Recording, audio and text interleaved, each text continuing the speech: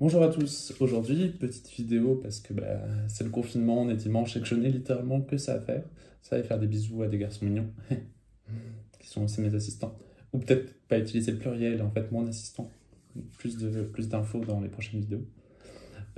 Aujourd'hui je vais vous parler maquillage parce que comme vous le voyez, je viens vers vous au naturel, donc c'est terrifiant parce que j'ai l'air d'avoir 27 ans, ce qui n'est pas le cas. Et je n'ai pas la plus belle des peaux. Donc, je vais vous donner quelques astuces sur comment se maquiller, que ça ait l'air naturel, parce que ça a toujours l'air naturel sur moi et que ça ne fait jamais too much. Premier conseil, l'hydratation. L'hydratation, surtout pour des personnes comme moi qui font de l'eczéma ou de l'arnite séborique ou le troisième, je vais dire syphilis, mais c'est pas le mot, ou du psoriasis, parce que si vous avez des marques de syphilis, c'est autrement compliqué et autrement plus difficile à maquiller. Donc voilà, donc si vous avez ces trois cas de figure-là, ou simplement une peau fragile, l'hydratation est très importante. Par exemple, la Roche-Posay ou Ducré font de très bonnes crèmes, ou n'importe quel pharmacien sera en mesure de vous conseiller les bonnes crèmes. Et surtout, c'est partir du principe que quand vous avez une matière première qui est déjà bien traitée et valorisée, ensuite, ça ne sera qu'un petit artifice supplémentaire, ce ne sera pas repartir de très loin pour essayer de faire quelque chose de sympa. Donc commençons. Première chose, moi je mets de la bébé crème. Alors j'utilise la marque Sephora, ce n'est pas du placement de produit, c'est juste que c'est pas trop mauvais comme crème. Hop. Alors, je vais essayer de parler de maquiller en même temps, mais ça peut très bien ne ressembler à rien. Alors.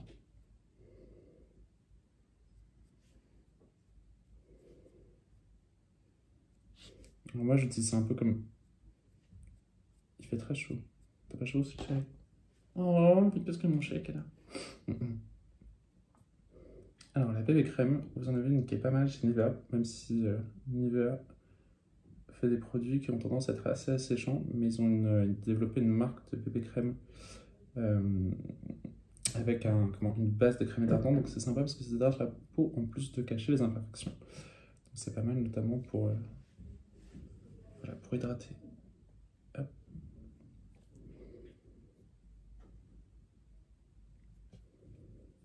Ça impressionne, hein? Vous le voyez pas, mais il est là. C'est pas mon ami imaginaire.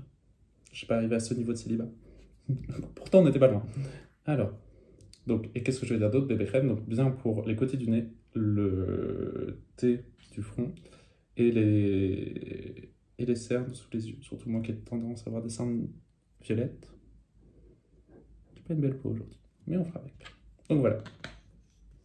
Ensuite, moi je complète avec du fond de teint. Alors, vu que je fais des UV, c'est très compliqué de trouver le bon fond de teint parce que je change de 3 à 4 carnations différentes.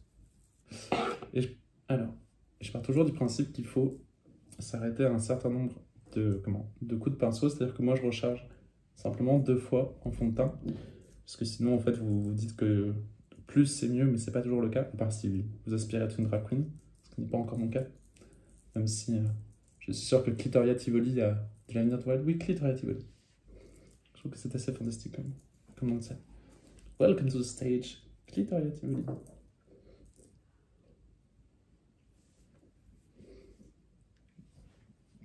À qui tu fais coucou? Il fait des signes bizarres. Je comprends pas trop. Donc voilà, hop, et un deuxième.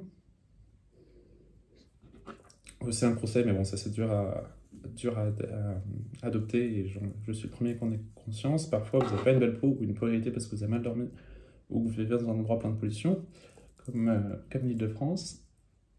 Mais évitez de vous maquiller forcément quand vous avez la peau irritée. C'est un peu le cas aujourd'hui, mais je voulais vraiment faire cette vidéo.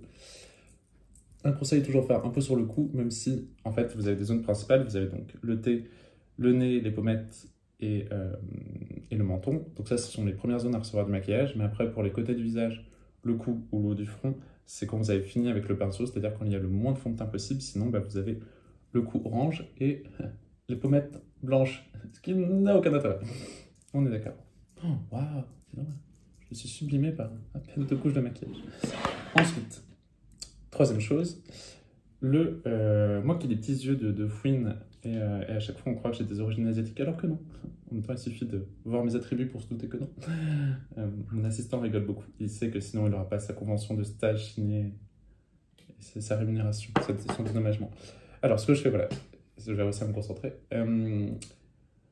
Donc, du mascara, mais les mascaras, surtout de femmes, et surtout celui-ci qui est un spécial fossile, est chargé de crème, quand on peut le voir. Donc, je l'essuie toujours sur le bord du mascara, parce que sinon, ça fait vraiment too much.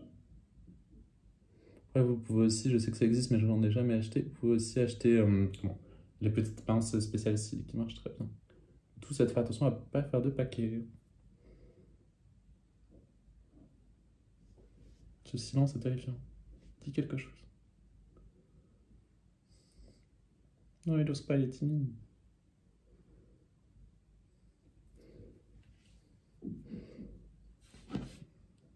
Il y a un gros paquet qui vient de tomber sur mon bureau.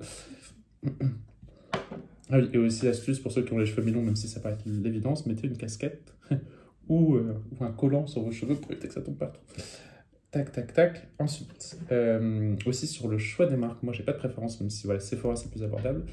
Mais si vous êtes sensible à la cause vegan et que vous aimez bien les maquillages un peu rigolos et un peu rock'n'roll, Kat Von D, mais ça on voit pas trop la marque ici, Kat Von D fait des maquillages 100% vegan, donc pas testés sur les animaux, avec aucune matière première qui n'est pas végétale. Ça c'est plutôt chouette. Et notamment ce truc qui est trop bien, c'était la palette d'highlighter Alchimiste, avec donc ça se voit pas trop, vert, rose, violet et bleu. Moi, je mets du rose. Alors, l'highlighter pour les hommes, c'est très dangereux parce que facilement, vous pouvez être plus réfléchissant qu'une voiture volée. Mais petite solution pour essayer d'illuminer le regard sans non plus mettre du fard à paupières, c'est de faire un petit 3 juste ici. Alors là, évidemment, ça fait un gros paquet que je vais enlever. La prochaine fois, assistant vous ramènera un vrai miroir que je n'ai pas à me regarder dans le téléphone. Yes. Bon.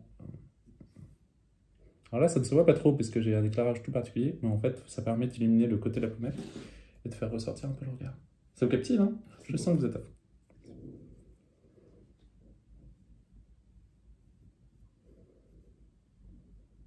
Alors après, moi, j'applique beaucoup au doigt parce que je n'ai plus d'éponge, tout simplement. Mais il faut savoir qu'il faut avoir un minimum d'équipement, notamment pour la bébé crème. Tout à l'heure, je l'ai étalé au doigt, mais ça a tendance à être un peu irritant. Ne pas hésiter à le faire à l'éponge parce que ça permet de tamponner et de ne pas étaler. Donc ça, et la touche finale, encore de l'hydratation, parce que l'hydratation, c'est la clé. Un petit coup de pamplemousse. Un gros coup de pamplemousse, en fait.